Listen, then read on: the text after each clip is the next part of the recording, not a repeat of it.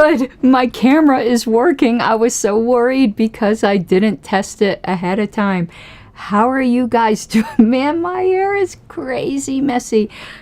And I look like I'm ready to do Mission Impossible in all of this black. I'm actually wearing some of the LP merch. You like the skirt there? It's got pockets, ladies. Go get it. It's actually a dress. They also make it with the chicken all the way to the top as well. But it's been a minute, hasn't it? And it's going to be another minute. This is just, unfortunately, fortunately, however you may look at it, a very busy time for me with party stuff. I have been pounding out all day today, finishing up the regional formation manual. I just got the delegate allocations out, did the delegate allocation manual. So December is just a really busy month, and I'm on multiple key committees. I love it. I'm not complaining. I'm just explaining, if that makes any sense. So there might not be a show again for another week. I hope it isn't that long. I hope maybe it's Saturday. We shall see, but I figured since a topic came up, and even though it's late, I wanted to address it today. Please keep me company in the comments if you're so inclined, because I actually did miss you all terribly. I'm so used to live streaming, and the last show I did wasn't even a live stream. So it's been more than a week. I did that more long form critical documentary on documentaries. That's very meta. It's turtles all the way down, baby. And I'm doing a type of show I haven't really done in a while because I don't really have the stomach for it. I got enough of the LP drama last term. If you noticed, I haven't really done shows like that. I did a deep dive into Michigan, it seems like 7-8 months ago, but haven't really touched it since. Not really interested in doing so. When little explosions like that happen, I'll talk to it. As we get closer to convention, I'll be doing a lot of convention education. But something came up, and for some reason, I'm not going to say it rubbed me the wrong way because that would be an overstatement. I've been through trial through fire, and very little bothers me, but I felt it was important to address for several reasons. So we're doing some LP Inside Baseball. We're not calling it LPT.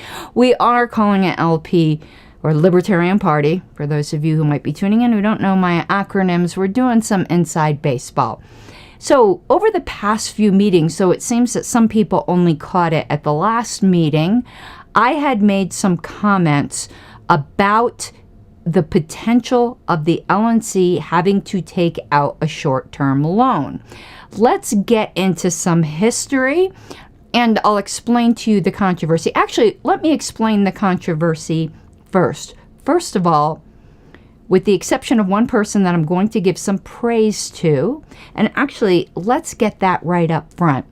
You all know what happened last term, and you all know how the alleged vote to remove me got overturned by the delegates. We all know that.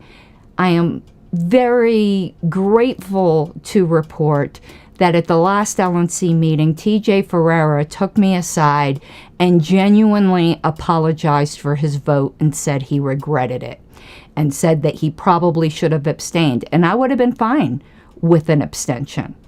So it's all over between us. It's gone. Let it go. Let it go. So TJ, if you are watching, as you know, I accepted your apology. We had tears. Well, I had tears.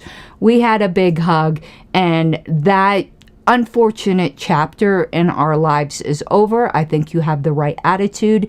You're not going anywhere. I'm not going anywhere. So let's move forward and forget things that should never have happened. That should never have happened. And I really loved in your public apology, the way that you worded it is, no matter what your personal feelings may be on any particular situation, it is our job to try to honor the will of the delegates. And that is exactly, to me, the correct point of view to have. So thank you again, TJ. So that's the only name I'm going to mention, and it is a name to give praise. Now, what I am going to be addressing is what I think is a mostly unfair post by a particular individual that comments on me a bit too much. People, if you find yourself obsessively commenting on one particular person, you might want to re-examine your priorities in life, because life is too short for that. And because of that, I tend to think that person wants my attention by name and they're not going to get it. So we'll just call this person, and I'm not even going to give genders. I'm going to give the very generic John Doe. Do not take from that I am talking about a person of the male or female persuasion, or no persuasion at all, or non-binary, or whatever our options are now. This will just be John Doe, because as usual, the person is not important. It's the point. So the criticism is that I am rewriting history, because I said at the last two LNC meetings, one electronic and one in person, that when the last LNC, in the twilight of their term, I think we are talking about April, and the convention was in May. I think it was the beginning of April, that they tried to mortgage the building for $250,000.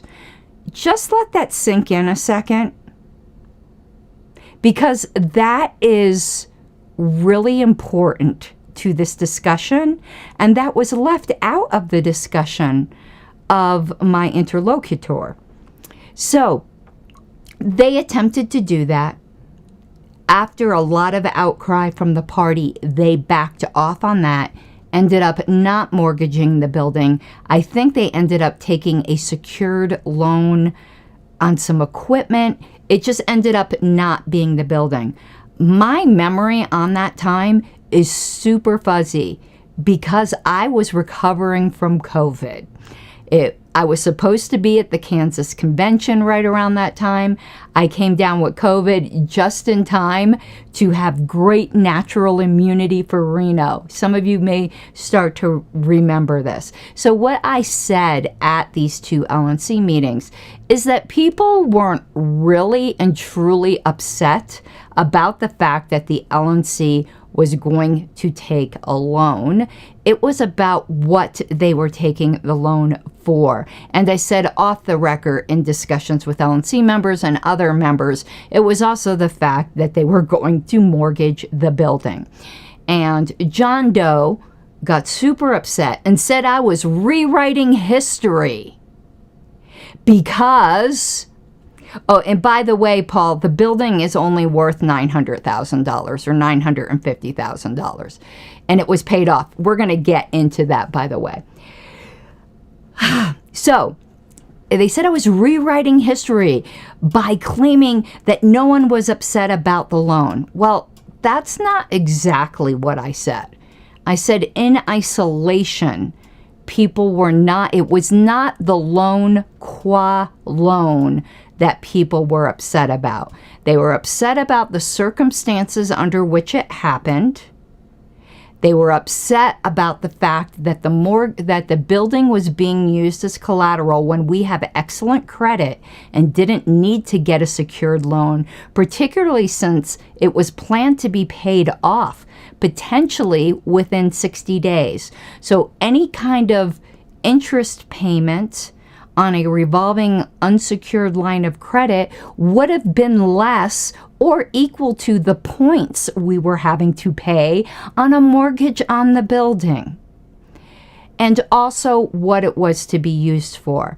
Now, if I had to do a, truthometer, factometer, I'm going to be fair to John Doe and say their claim isn't completely false. It is just mostly false. During that time, I was really quite salty. I did a lot of videos that were quite salty.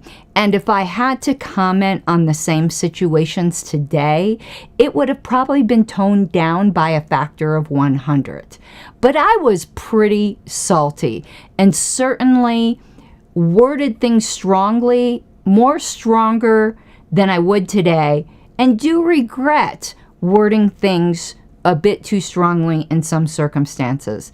And I understand that when people are remembering things from a year ago, when they don't have transcripts in front of them or they don't have instant recall, and it was something that was critical of them, of course they are going to remember the bad parts. And then the person who is the one making the criticism is going to remember it in a way most favorable to them. That's just human nature. So I don't think the accusation is necessarily malicious. I think it's poor memory and forgetting context. And in fact, on some of my commentary on the loan, there were sentences that I said that could easily, in isolation, be interpreted as me being unhappy with the loan qua loan. But I used to do marathon videos at that time. An hour and a half would have been a short video for me. And you can't just clip a sentence or even 10 minutes out of it. You have to listen to the whole context where I explain what the issues are. So if you're just going to take short snippets and not take my entire point into consideration, it would be fair to say that I personally was just upset about the loan. If you listened to the whole multiple shows I did on the topic, it's obvious, no, it wasn't about the loan. It was about the underlying issues, which we are going to revisit a little because I want to differentiate. I am going to say something now, in looking back, that I was unfair about, at least partly. What some of you might not realize is there is a policy manual amendment that was passed, I think just after the 2018 convention. Because what the LNC, and it's not the immediately past one, we're going multiple LNCs back, had a habit of doing was taking the convention revenue, such as ticket sales, and using it for things other than paying convention bills because the convention hadn't happened yet. And then when the venue bill would come in, we'd have a $70,000, $80,000 bill that we were paying interest on and installments on. And Alicia Matson didn't like that. I didn't like it. And she proposed a policy manual amendment that said all convention revenues have to be held in a segregated fund until convention bills were paid. However, that policy manual provision is overridable by a certain vote in case of an emergency, because we obviously, emergencies come up. You don't want to, put the party in some kind of like noose just because you don't like something that happens multiple years, but this particular year could be an exception. I'm not saying this year like as in right now. I'm speaking of the hypothetical this year. So there is an escape valve on that. But what that created is that typically the months leading up to convention, donations are down because people are buying convention packages. And if convention prices are high. It's not just our convention, it's all conventions. For instance, once you get past early bird, and if you haven't bought your convention tickets yet, buy them now, because conventions are expensive. And even the early bird prices, like, you'll still get a little bit of sticker shock, but not like it's worth it. You're going to get a lot for your money, but still, if you're not rolling in dough. So let's say you're married and both of you want an all access, I think we're calling it the gold package now. That's going to put you back like $1,300 for the two of you. You're probably not going to make just a regular donation if you were a regular donor. So in the months leading up to convention, donations tend to be down. So those are really lean months. And if all of your profits are put in a segregated account, you tend to run out of money. That's not the fault of the last LNC. And I did unfairly give them some fault, because, I mean, some of it might have been. Like, there's always some fault, but it wasn't entirely anyone's fault. But I was really salty and was probably a bit unfair. I'm not going to say I was completely unfair, but I was a bit unfair on that. This is typical. So all I was saying at these LNC meetings is we're going to have the exact same thing in the couple months leading up to convention. And as long as if a short-term loan has to be taken out, it has to be for necessary expenses. And in that narrow instance, I do not have a problem with it. And no one really should have a problem with it. I mean, some people might. Okay, I'm sure some people can give me some good faith reasons. So now, is that rewriting history? No. Let's go back in our time capsule and recall, to the best of my recollection, what happened with the last LNC. First of all, if this LNC were to have to take out a short-term loan, I don't have a crystal ball, but I can imagine it being, if you're looking at what, let's say you were looking to spend in advance all of the profits you expected from the convention, which is just bad form, because at the convention there are LNC elections, and raiding the piggy bank right before convention so that they don't get, because there's always some turnover, sometimes a complete turnover, so that they don't reap any of the convention profits, that's just not a good look. Anyway, but let's just say that any LNC were to do that. I forget what we made last convention. Crap, if I'm just pulling a number out of my booty because I'm not the treasurer, it was like 140,000, but I think they expected to make 90. I would say 90 to 100 would be the maximum short-term loan that any LNC probably would ever need to take. And if we have to do that, that's probably what I would anticipate. Not a $250,000 mortgage on the building that same LNC just had a fundraiser to pay off. It is a slap in the face of donors who gave money to pay off a building and then immediately mortgage it.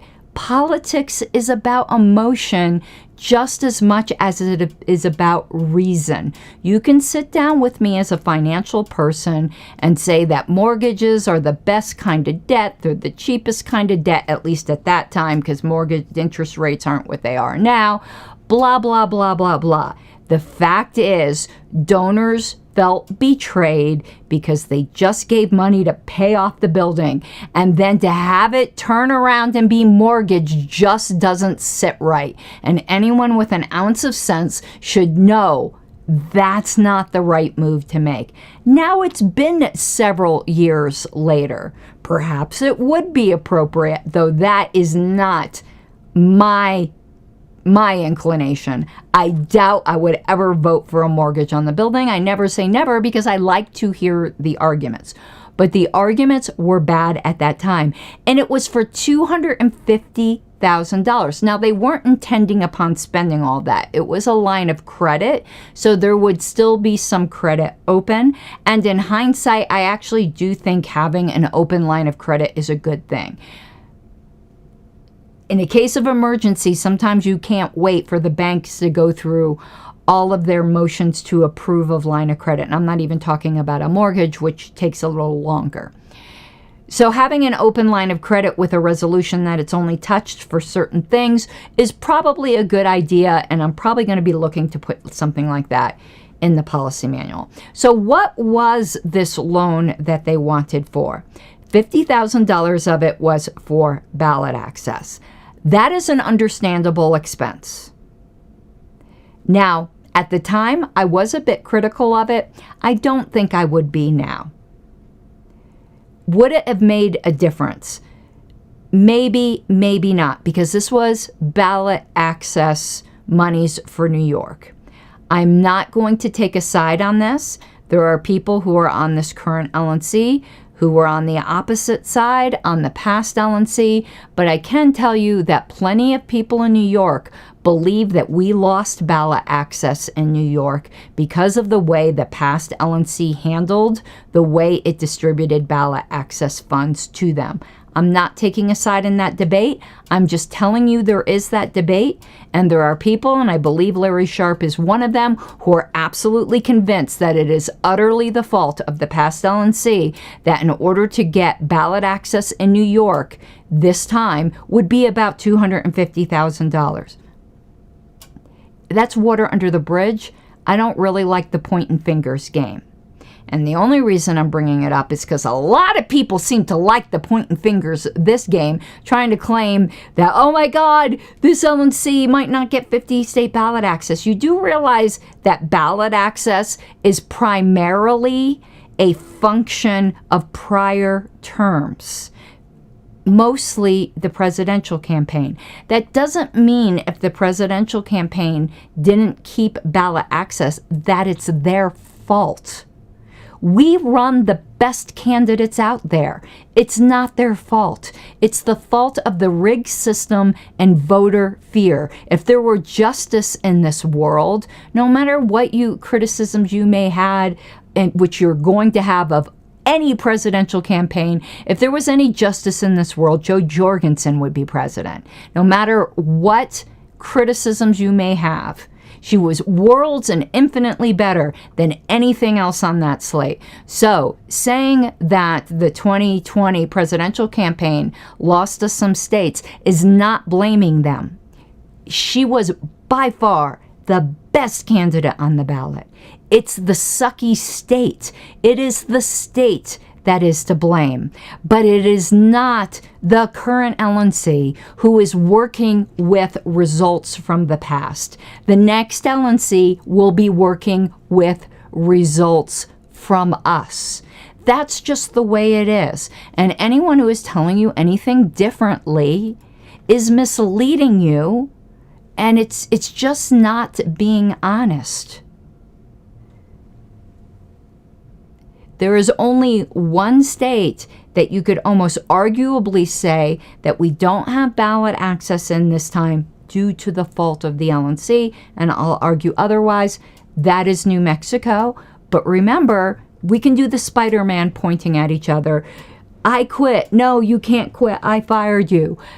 Remember that in the eyes of the New Mexico Party, they disaffiliated, and they already had plans to disaffiliate before Reno. Kind of hard for it something to be our fault when the plans were in place prior to us being there. Oh my God, we committed the crime of being elected by delegates. So that is just bullshit. Absolute and utter bullshit. But it is what it is. I do not believe in this finger pointing thing. We need to do the best that we can. I don't even know how. Oh, I know how I got on this tangent. So $50,000 of that was for New York ballot access, because all they had in encumbred's not the right word, non-restricted cash was $54,000. And they had already promised $50,000 to New York, which would have left the party insolvent. The last LNC, if you forget about the fact that they could have overrode that policy manual amendment and gave them the restricted funds, was technically insolvent. This is just reality. But they could have, by a 2/3 vote, overridden that policy manual amendment and at least had access to some of those funds. I don't know whether they didn't realize that. I don't know why they didn't do that. That's why that provision is in the policy manual. Okay, so $50,000 for ballot access. Understandable. Understandable. I did complain about it at the time because I was being a super salty bitch in some ways. But that that should be understandable. And in later discussions, I did end up saying that. Other were to potentially cover staff salaries. That is completely understandable. You can't, because of a weird policy manual amendment, have your staff not get paid. Funny enough, that LNC voted down using part of the line of credit to pay staff salaries. Now, I don't know if they voted it down because of the staff salary part or because of a potential poison pill in the motion. Because the poison pill in the motion kind of put all the power in the hands of the executive committee. The executive committee was very squirrely towards the end of last term. If you remember, they canceled their first quarter in-person meeting, had multiple executive committee meetings for decisions that should have been made by the full LNC, and they didn't notice those meetings to the general membership. Now, to be clear, they don't have to notice them to the general membership. The only people that are entitled to notice of executive committee meetings aren't even the LNC. It's just the executive committee. But it is our custom to let everybody know, and they didn't. So it gave it the shroud of secrecy. It wasn't illegitimate, but it wasn't a good look, if that makes any sense. So there was a lot of just government by executive committee from January to May of the twilight of that term. So perhaps the full LNC voted down that staff salary thing because maybe they were getting tired of what the executive committee was doing. I have no idea. All I know is that it got voted down. But here's where the problem was. $85,000. Now remember that number, because Alicia came to the LNC and said, you can safely expect to make $85,000 from the Reno convention. So they were going to mortgage the building for the full amount of the profit that you could at least, and we ended up making more, but that was a very conservative number. You could pretty much say the guaranteed profit.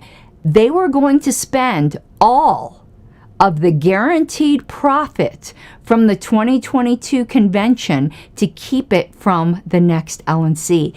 That is why people were upset. But it gets even better, my friends. What were they going to spend this $85,000 on? They were going to send it to 2 corporations over which the LNC had no oversight. One of them was the Frontier Project. We'll talk about that in a moment. And another was, I can't remember the exact name. It was something like Libertarians Helping Libertarians Get Elected. I forgot what the acronym was. But it was another like outside political action committee thing. But the LNC had no oversight that once the money went to them, how it would be spent. So they were going to mortgage the building to give it to 2 corporations that they had no oversight over. And while I believe in the work the Frontier Project did in Wyoming, that isn't what the Frontier Project was supposed to be. And Apollo will concede this. I adore Apollo Pizzell. I love what he's doing in Wyoming and Montana. But if anyone remembers, if you go back to when the Frontier Project was conceived, Wyoming and Montana were supposed to be proof of concept states. And then the Frontier Project was that technique was supposed to spread out to more Western states and then to more states, because it's not just to the rest of the party to concentrate so much effort and money just in this tiny little section of the country. And that just never happened. It's no one's fault it never happened. It just never happened. So the Frontier Project broke off on its own. I don't think some people know that. They still think it's a project of the LNC. It's not. It hasn't been for a while. We still help support it. But you shouldn't be spending the entirety of your convention potential profits in the twilight of your term. But that isn't the worst of it. One of the other corporation was newly formed, untested, unproven. And for all the complaining, and I'm not saying all of it is bad faith, there are some people that are upset that one of our contractors is a closely related party to our chair. This contractor is doing a very good job in bringing in money. The fact of their relationship was disclosed to the public, and the LNC voted on it. You could think that the vote was wrong. You could have all kinds of problems with it, but you know about it. You want to know what you didn't know about?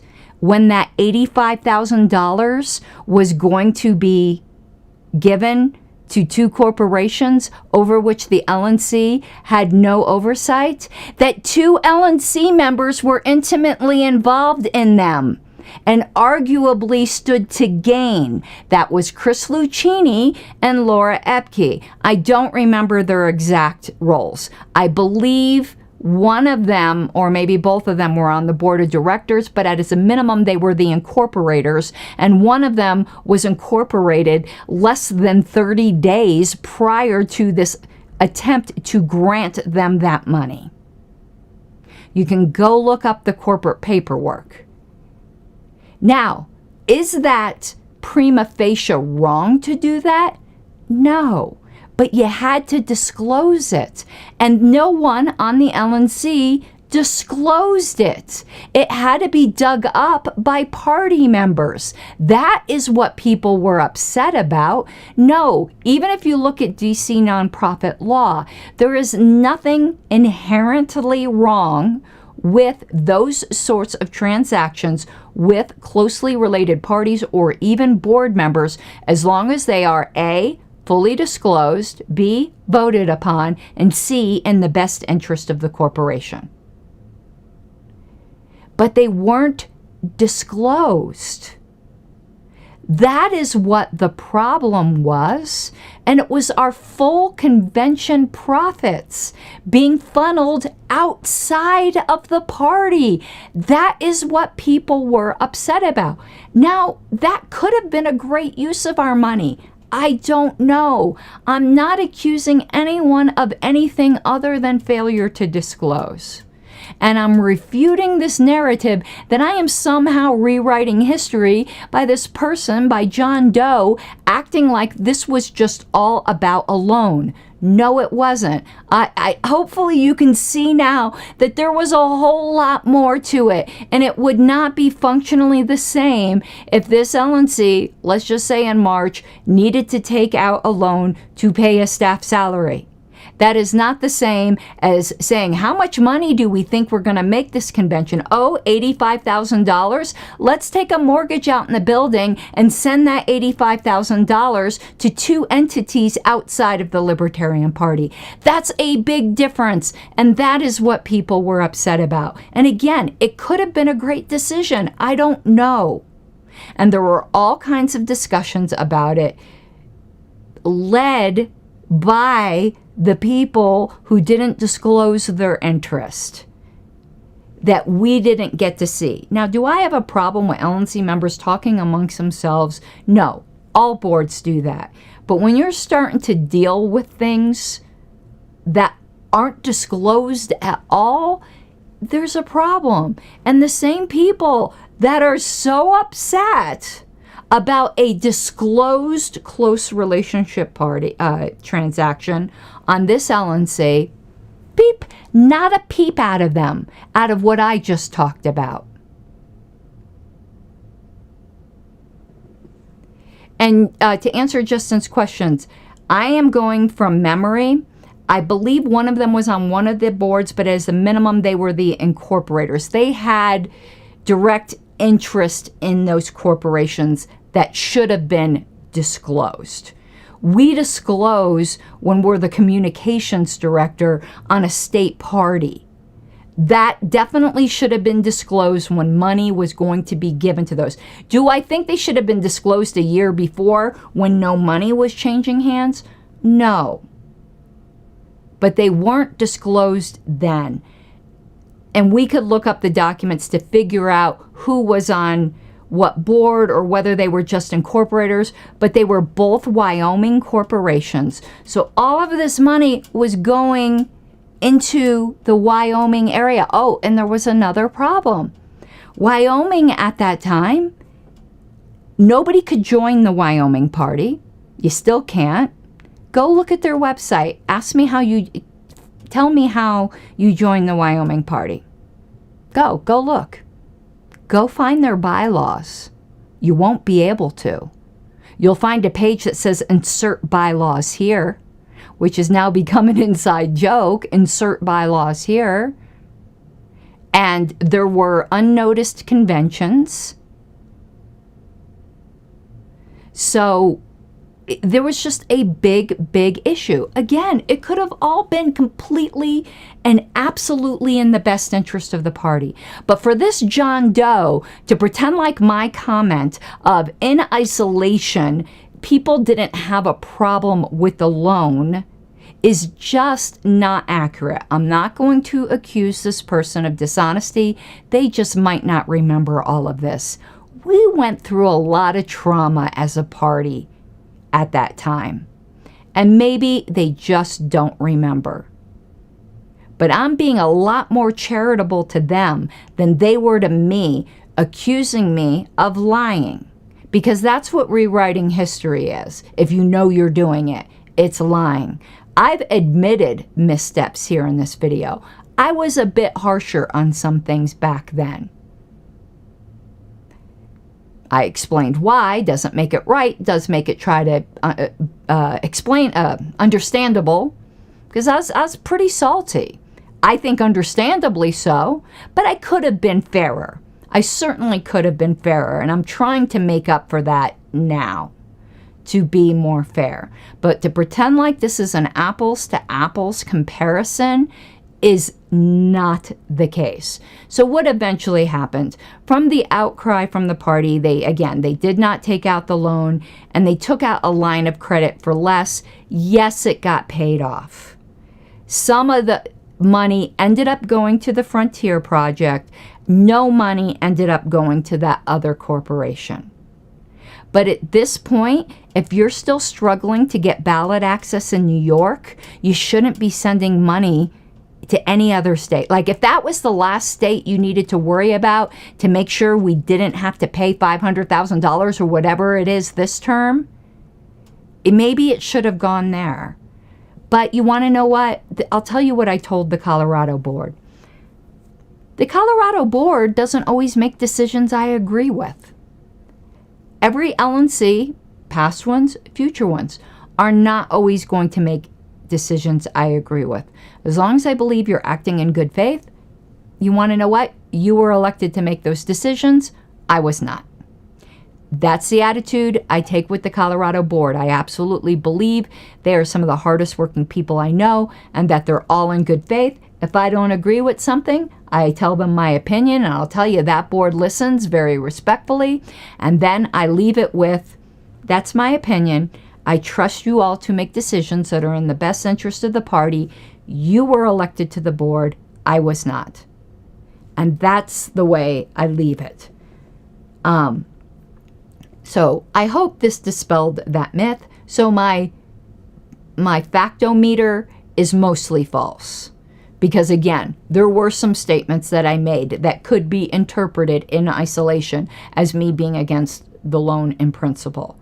But if you listen to all of my statements in context, that was not in fact. And there's also something else I regret from that time that I want to fess up to. Me in my personal capacity, I traveled the country. This isn't what I regret. This is a lead up to what I regret. And thank you for the super chat earlier. I'm so sorry. I feel like such a jerk. I didn't thank. Let me scroll up. I thank you, Casey Jones. I'm so sorry I didn't acknowledge it at the time. I so appreciate the super chats. I so appreciate it.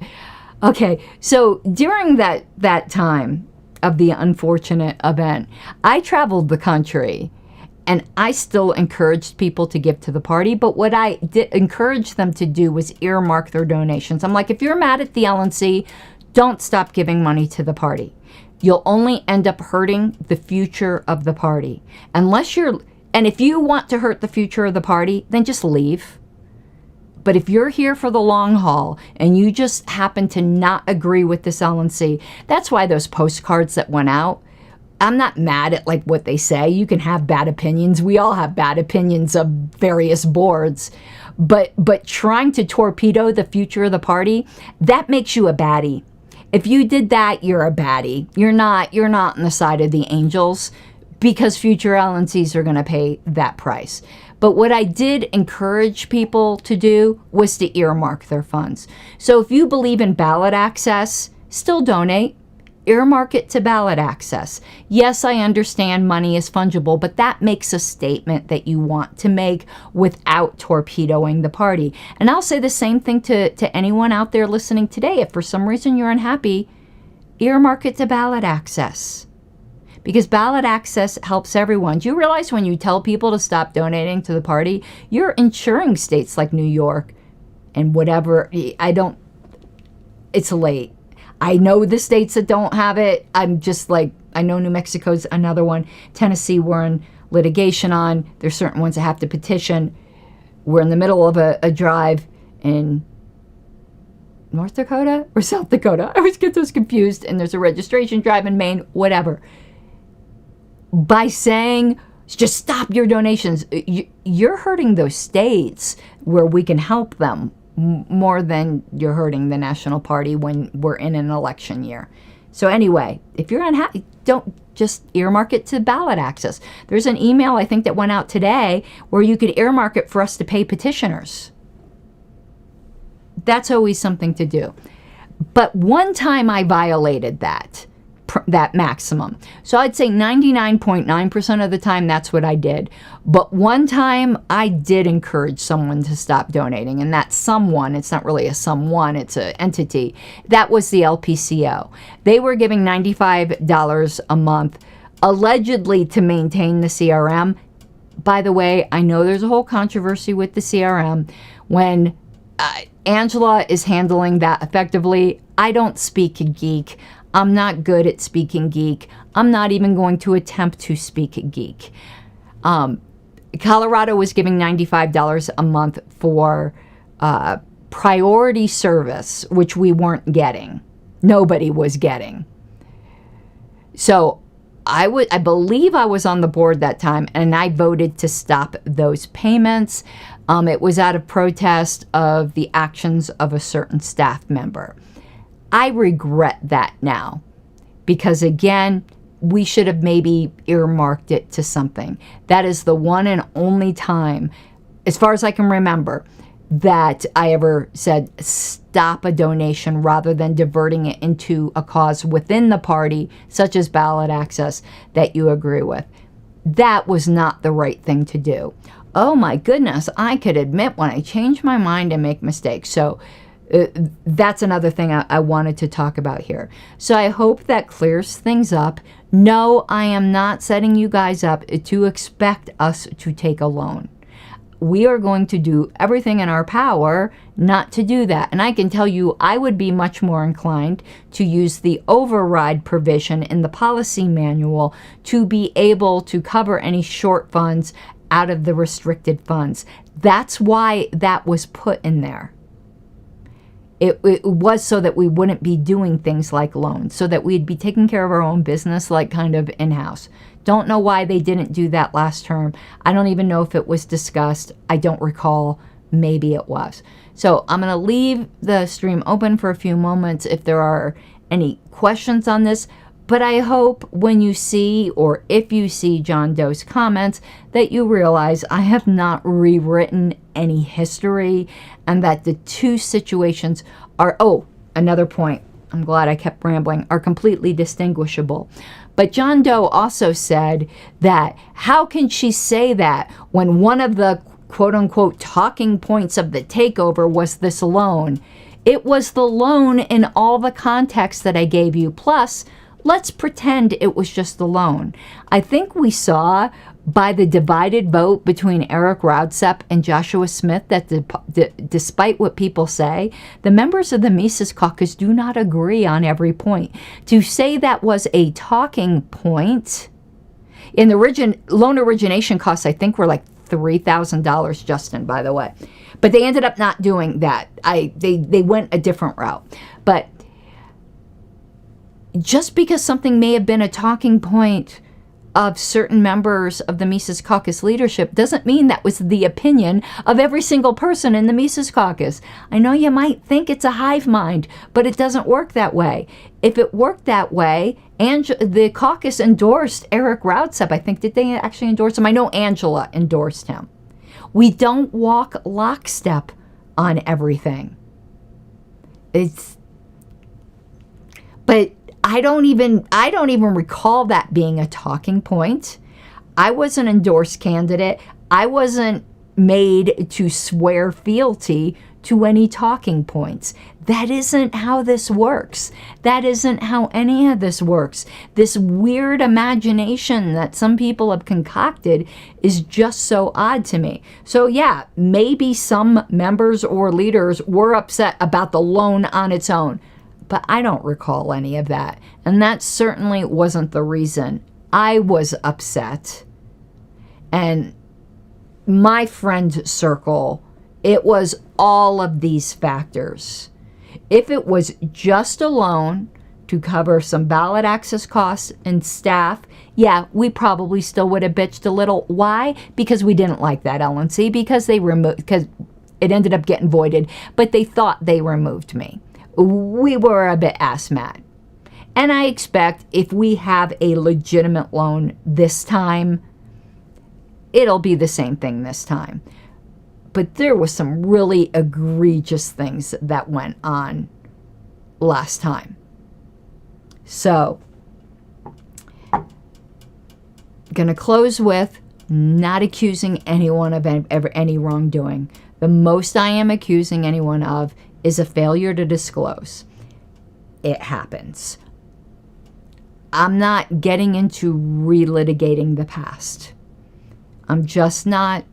And I am somewhat accusing, and it's not really an accusation, of John Doe of having a very selective memory, but that might not be intentional. That's just the way the human mind works. Whew. So hopefully my next show, we might just move back on to some history, or I might have some commentary to do because so much has been going on.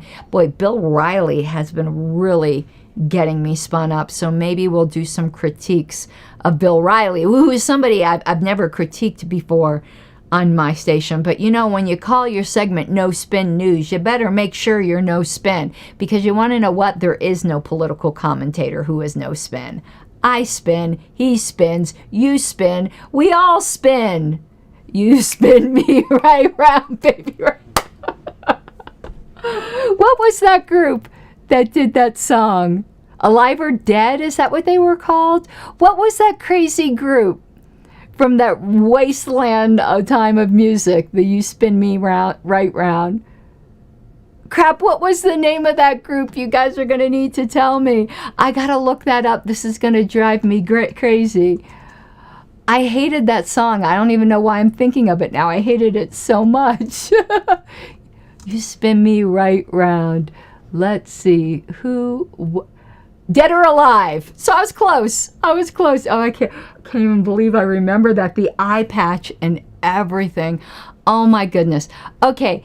Thank you, everyone. And didn't do the YouTube stuff in the beginning. Please subscribe. I would truly appreciate it. And from the bottom of my heart, if you would become a patron of my show. Again, this is highly unusual content, no matter which direction I go in, at patreon.com/Pink Flame of Liberty. And I hope you have an awesome night. And what is that expression we learn now?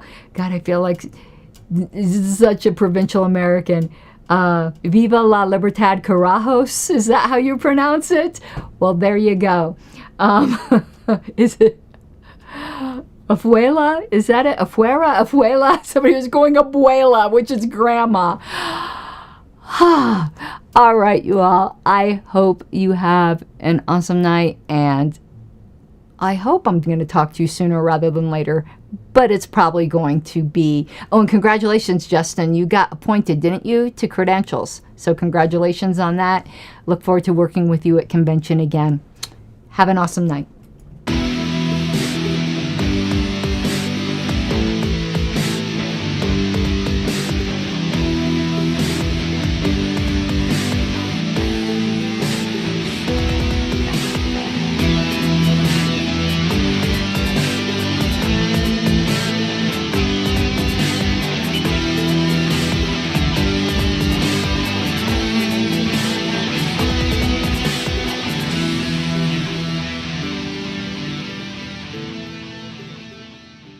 Gotta take what you're given, that's how we live it. Don't be mad at the system, it's simply how we've existed. I hear a lot of people talking like they politicians and choose to be an accountant because it's safe in a business, not because they want to